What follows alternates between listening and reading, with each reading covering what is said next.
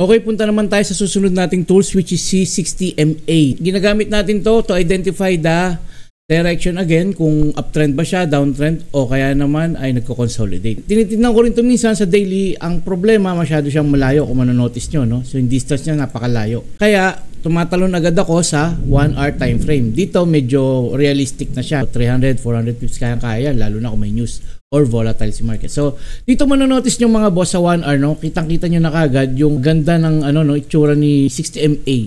So kung manonotice nyo, no?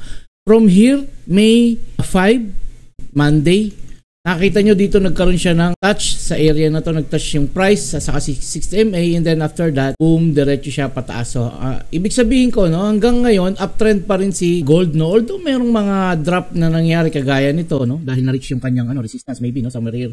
Pero kung as per 60MA ang ating basihan, makikita natin na starting nung Monday and then Tuesday, no, hanggang kahapon puro long yung kanyang movement, no.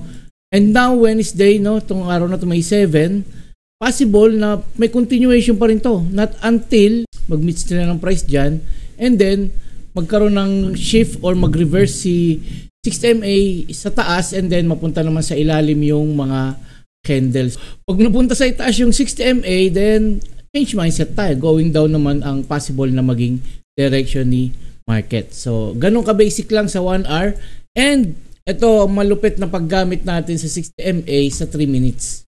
So, dito makikita natin mga boss, yung ganda ng kanyang pag-touch sa 60MA ng price, no? Ibig ko sabihin, example, this one, Yan. So, nag-support na siya somewhere here.